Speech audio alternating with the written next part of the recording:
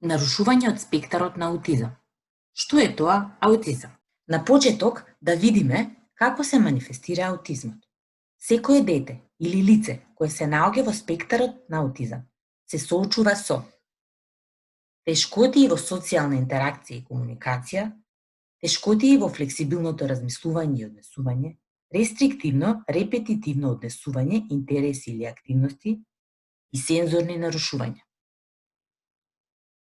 Денес, аутизмот представува спектар на нарушувања, при што децата или лицата можат да бидат со тешка попреченост во учењето, можат да имаат умерена попреченост во учењето, лесна попреченост во учењето, просечен количник на интелигенција, и екстремни способности.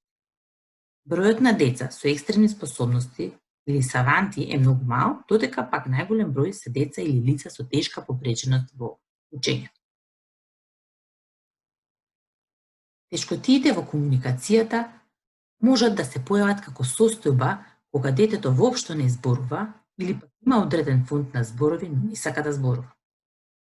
Може да се појави ехолалија, невообичаен тон на гласот, комуникација заради неговите потреби, може да изговара ирелевантни факти за одредена социјална ситуација, да има еднонасочен говор и да не го интересира дали соговорникот го следи, да има тешкоти во разбирањето и покрај добриот речник на зборови, или пак да има потешкоти во разбирање на говорот на телото, фацијалната експресија и емоциите. Кога се зборува за аутизмот, често пати се зборува за контактот со очи. Дали детето гледа или не гледа во очи.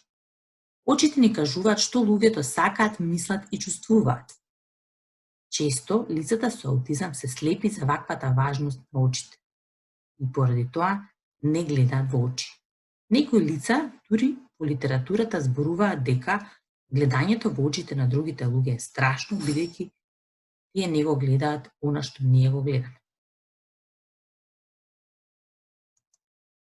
Тешкотиите во социјалната интеракција можат да се појават како недостаток на емпатија, затвореност во својот свет, избегнување на гушкање или мазење, или пак несоодветно гушкање и мазење, немање на способност за интеракција, правење на нешта кога другите луѓе ќе ги побараат од нив,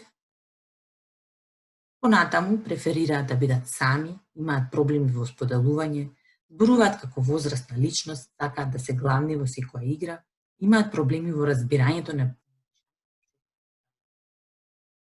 бројот на нарушувањата во социјалната интеракција се многубројни и многу често се опишани како однесување кое изгледа наивно, чудно или пак несоодветно за одредена возраст или за одредена ситуација.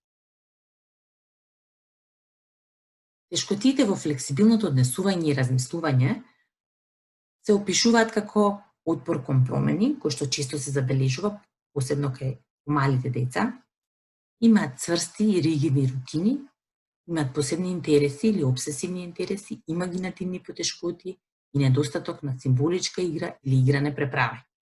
Некогаш може да забележиме игра која наликува на символичка, но таа често е имитација на одредено видео, цртан филм или игран филм.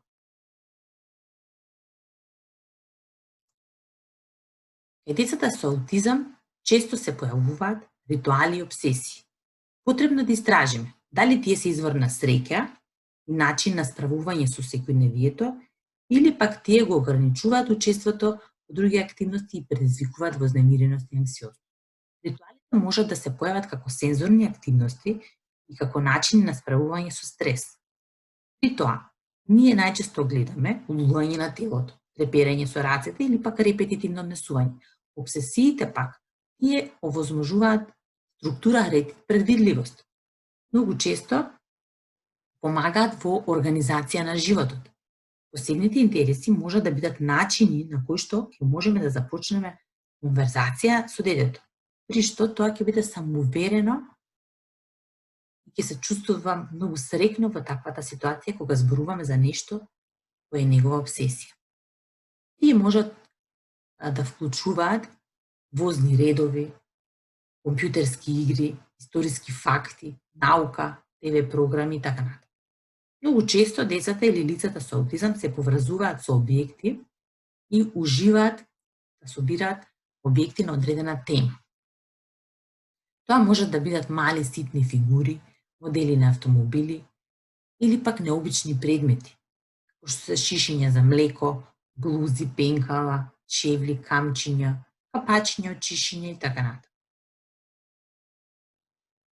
Ехолалијата представува повторување на зборови или фрази кои се зборувани од друго лице, а најчесто се повторува последниот збор. До 85% од лицата кои што имаат нарушување во спектарот на аутизам изразуваат одреден степен на ехолалија.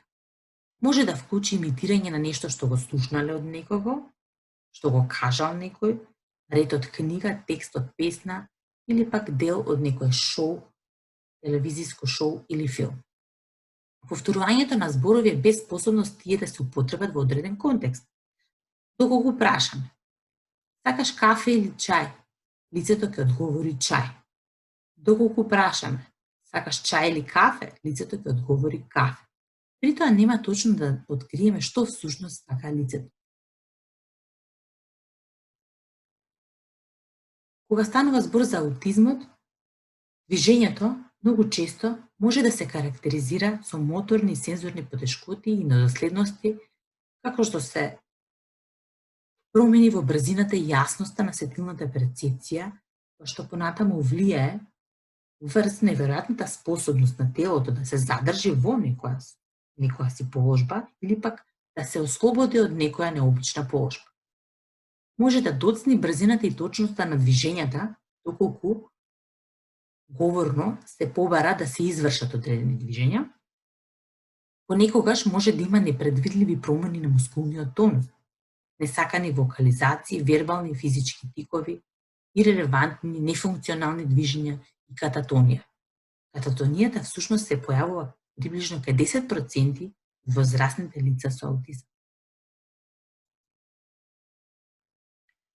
Накратко, ќе го споменеме тестот на Сали и Ана, што е создаден од страна на Симон Барон Коен, Лесли и Фрид 1985 година и служи за мерење на социјално-когнитивните способности кај личноста, способноста за диференцирање на мамење и разликување на намера наспроти случајност.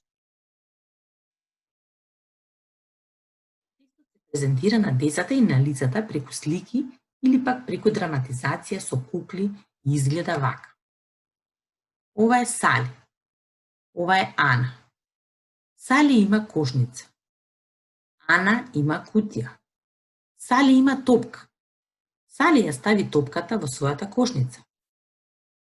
Сали излезе да се прошета. Ана ја зема топката од кошницата и ја стави во својата кутија. Сали се врати. Таа сака да си игра со топката. Каде Сали ќе ја бара својата топка? Точниот одговор е дека ќе ја бара во кошницата, таму каде што ја ставила. Меѓутоа, децата помали од 4 години и децата со аутизам и на поголема возраст кажат дека ќе ја бара во кутијата, бидејќи тоа е факт. Топката е таму. Поголем број на деца, над 4 години, успешно го поминуваат овој тест. Многу постари лица и деца, како што и претходно споменавме, со аутизам овој тест не го поминуваат. Постојат голем број на вежби и активности за усвојување на оваа социјално-когнитивна способност. Една од карактеристиките кај нарушувањето од спектарот на аутизам се нарушувањата на сетилата во вид на хиперсензитивност и хипосензитивност на звук, допир, вкус, мирис, вид, нарушување на чувствителноста на вестибуларниот систем и на проприорецепцијата.